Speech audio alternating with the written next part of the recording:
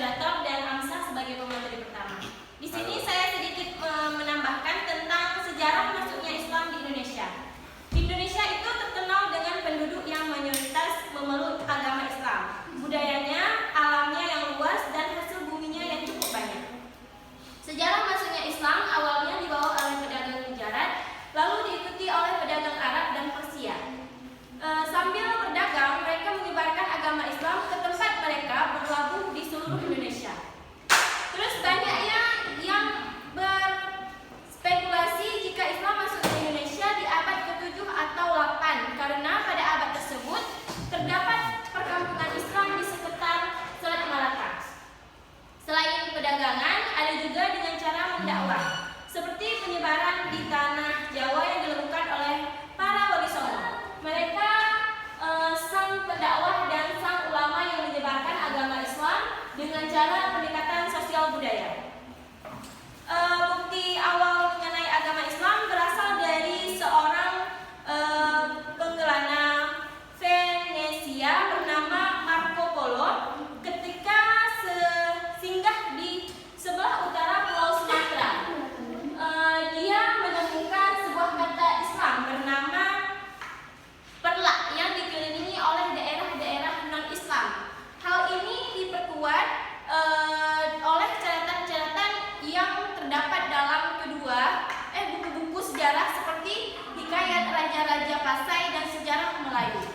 Bukti kedua berasal dari Ibnu Battuta ketika mengunjungi Samudra Pasai pada tahun 1345 mengatakan bahwa raja yang memerintah negara itu memakai gelar Islam, yakni Malikul Tahbir bin Malik Al-Saleh. Alasan menyebabkan penduduk Nusantara banyak yang beragama Islam antara lain, yang pertama pernikahan antara perdagangan dan dengan bangsawan. Contohnya Raja Brawijaya menikah dengan Putri Jempa yang menurunkan Raden Patak.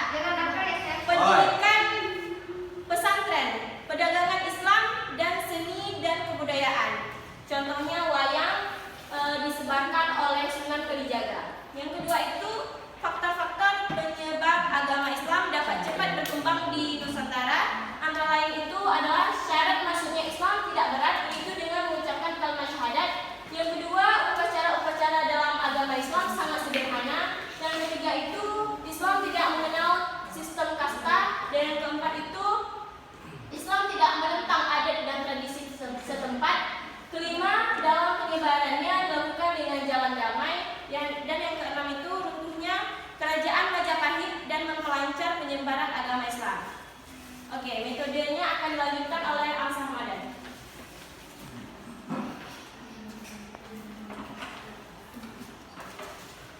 Baik, terima kasih kepada moderator. Baiklah, di sini saya akan melanjutkan yaitu mengenai metode dakwah penyebaran Islam di Indonesia. Penyebaran Islam di Nusantara yakni melalui jalur perdagangan, perkawinan, pendidikan, dan seni budaya. Dakwah yang dilakukan secara simpatik dengan cepat. Agama Islam tersebar dan diterima oleh rakyat, penguasa hingga raja-raja di Nusantara.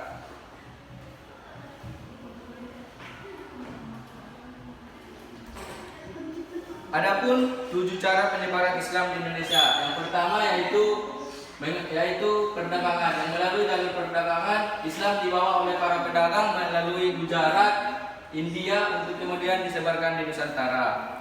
Cara penyebaran kedua yaitu melalui perkawinan. Melalui perkawinan, Islam berkembang di Indonesia yaitu dengan menikah dengan penduduk setempat dan kemudian menjadi mualaf, beranak pinak dan terus turun-temurun. Yang ketiga itu penyebaran melalui pendidikan, yaitu para ulama itu membuat pondok-pondok pesantren sehingga masyarakat yang ada di sekitarnya masuk ke pesantren tersebut untuk belajar tentang agama Islam. Yang ketiga itu penyebaran melalui politik. Melalui politik yaitu suatu raja yang memeluk agama Islam, maka rakyatnya otomatis akan mengikut raja tersebut. Sehingga agama Islam itu pun berkembang di suatu tempat tertentu dengan dipimpin seorang raja yang beragama Islam. Cara penyebaran selanjutnya yaitu melalui dakwah. Ini dibawa langsung oleh para ulama dan wali songo ke suatu tempat dengan dakwah-dakwah yang mempelajari tentang ilmu-ilmu baik itu ilmu tauhid dan ilmu-ilmu Islam lainnya kepada para masyarakat di daerah tempat itu. Dan penyebaran selanjutnya itu melalui seni budaya. Melalui seni budaya Islam berkembang melalui salah satu contohnya adalah masjid-masjid. Di mana di masjid-masjid itu banyak ukiran-ukiran patung yang salah satunya adalah ukiran-ukiran kaligrafi yang dibuatkan misalnya di depan masjid itu, maka para masyarakat pun melihat tulisan-tulisan tersebut dan mengetahui bahwa sejarah Islam dari mana awalnya datang. Penyebaran selanjutnya itu tasawuf. Tasawuf adalah ajaran untuk mendekatkan diri serta mengenal Tuhan dalam ajaran Islam. Tasawuf sudah ada di Indonesia sejak abad ke-13 Masehi dan berkembang dengan cepat pada abad ke-17 Masehi. Mungkin cukup sekian dari penyampaian saya dan akan ditutup oleh moderator. Baik, sekian presentasi dari kelompok kami. Lebih dan kurang kami mohon maaf. Assalamualaikum warahmatullahi wabarakatuh.